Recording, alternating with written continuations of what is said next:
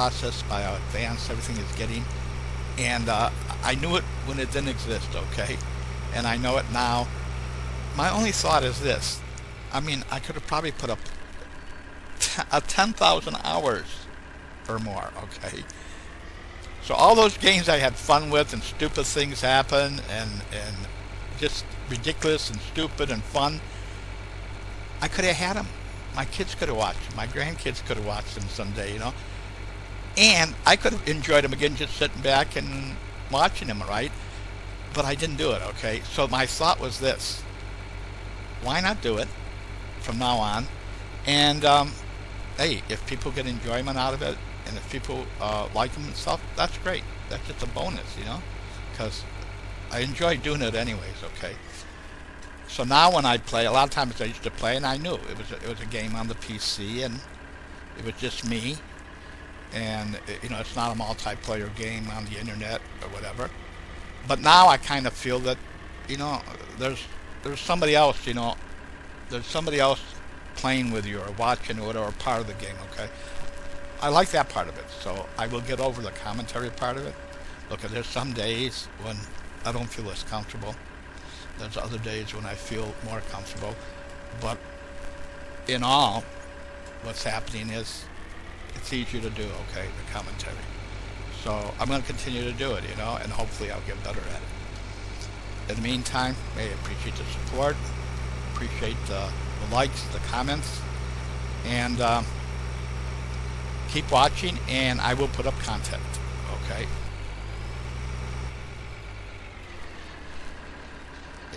My interests are far and varied, you know what I mean? So, I mean, I will play tons of different things. Hopefully, there's people out there that like variety. If not, you let me know what you like, and if enough people like it, I will play it. If it's something new and you want to know more about it and you'd like me to play it so you could find out, I'll be happy to do it. Regardless if I've played before or regardless if I even wanted to play it, I'll play it, because then I'll find out about it and you'll find out about it. And when it's said and done, that's what I'm here to do, you know. I'm here to have fun, play the games. I love the idea that you guys, that some people are along for the ride and enjoying it, and I'll tell you what, it's making it more fun just because of that, okay? So I'll have some days when I don't talk as much. Some people tell me, somebody told me I should talk more, you know. There's, you know, between the periods, that not much is said, but you know what? I like the idea that there's commentary instead of somebody just doing the video, okay? But there are times when you have more to say, and there's times when you have less, or maybe you're in a different mood or whatever. I guess if you're an actor, you're supposed to get in the mood and perform, but I'm not really an actor, so I'll do the best, you know. But if there's dry spells and stuff, it's probably because I'm concentrating on something else. But I'm being honest with you, I do enjoy it. I appreciate the support of, you know, of all types, either the comments, or the subscribing, or the likes, okay? And I promise that if I play something, I'm going to video it. Now, here, if you looked at these videos, you're going to find out we didn't complete the field on the other side, okay? So I have fraps, and that's what I'm using. But I also have deck story. Somebody had it and said, try it, okay? And something happened to the sound, so I recorded the rest of the other field. Something happened to the sound. It's not usable, so now you understand. Because my thought was to kind of have you along for the whole. Now there's going to be times like I'm running a load somewhere or something, and that'll be the only time I cut away, okay? Just to keep you from getting bored. I guess if enough people said, no, I want to see the whole thing, I'll even leave that in, okay? But other than that, I want you to be part of the whole process, okay? And see the whole thing. You already know, if you've been watching, I've said it a couple of times and I'll say it again. I'm not going to use any cheats or shortcuts. I'm not going to run in any buildings, any equipment. I'm going to try to play it the way I would if it was my equipment, because every time you wreck something, every time you hit something, you're causing damage. You know? ruining a good piece of equipment. So we're going to try to play it. Now, that doesn't mean it's not going to happen. From time to time, no matter how hard you try to play clean, something stupid will happen, okay? But it gives you something to laugh at, you know what I mean? Hopefully with me, but if not, hey, at me is fine, you know? I do a lot of stupid things, especially when you first get into a game and stuff. If you saw my earlier videos of European Truck Simulator, yeah, there's some crazy things there, but you know, look at it. I'm here in the States where the roads seem to be wider and not as windy and stuff, okay? But they put in narrow roads and windy to make the game more interesting, because you've got to work a lot harder to keep it in your lane. Okay, we're down there again. So, in the meantime, but when you play that game, you kind of try not to get traffic tickets because they cost you. Try not to wreck anything because it costs you. You have to repair it in that game. And try to get the loads on time. Try to sleep when you're supposed to. So you got a lot of things going all the time. And then the weather and everything, okay? So night and day and rain and narrow roads and that kind of traffic, whatever. And then the tickets if you do something wrong. So they keep you working hard, okay?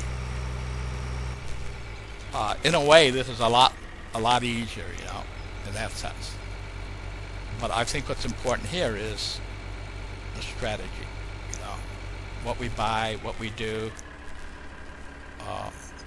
So the goal, long-term goal, is to get the ranch back up to an equivalent of about 2,000 acres, okay, because that's what it used to be until my uncle, you know, gambled it all away and sold it piece by piece.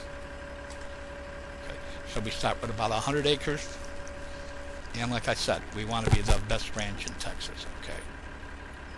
Hopefully a lot of people watching us from other areas and stuff, so hopefully I'll give it a little bit of a Texas flavor and tell you a little about Texas. Okay, the first thing, I'm not from Texas, okay. I spent most of my adulthood in New York, okay, I'm a New Yorker. But then I went down to South Florida and spent a couple years, and now I've been in Texas about 4 years, okay. So the first thing you hear in Texas is when you get here, first people have drawls and stuff, Texas drawl, which I don't hopefully, but whatever, is that everything is bigger in Texas. So in a way, this map is fitting of that. You know, because, I mean, look around. I mean, it is absolutely big. Okay? And like I said, it resembles the area of Texas where the land is just like that and beautiful. I'll tell you what they're doing with most of it. A lot of that land isn't even being farmed for animals. They're growing produce. You know, strawberries, tomatoes, string beans, squash, you know, whatever people are eating, it's going to market, and it's the fresh vegetables and stuff. Okay, now Texas, even though everybody thinks, well, Texas is kind of in an area where everything is the same, the climate is different. You get around the Gulf, way south, and they actually grow oranges, you know what I mean, which takes more of a tropical. You get up here where I am in Dallas, and it's called prairies and lakes. You know, so we have a lot of lakes and beautiful prairie. This is beautiful area for growing anything and also for cattle, because the land is so rich and grazing and that type of thing. Okay, so maybe I'll give you a little bit of that Texas and Dallas flavor. So even though I'm not a Texan, okay, I kind of let you know what the difference is. The speed on the roads. A lot of roads you can travel 75, 80, 85. They encourage it. They want you to move along, okay?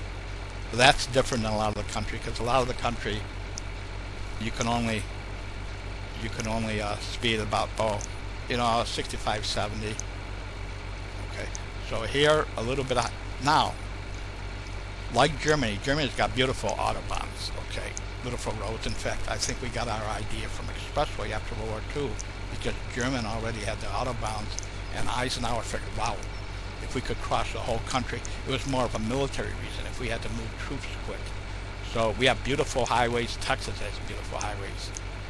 Okay, So you kind of got to get, you know, when you see the roads and everything, you say, wow, so many beautiful. That's the way Texas is. A lot of beautiful double lane with 100 feet of grass in the middle. What they did is they took a big enough piece so they could expand for the next 200 years. So a lot of the land in Texas was used up. The government took up for expressways, you know. But beautiful state. A bit boring if you're looking for mountains, but you can go down to the Gulf and then you have the ocean. You go some areas where it's more mountainous. Okay, you go up toward New Mexico, and it's more deserty, you know, that type of, like, almost like you know, the cactus and that type of thing. And that area isn't too good for cattle because you get 20 acres, you probably couldn't feed one cow on it. Okay, but what they're doing a lot of it in Texas now is they're making it into gaming.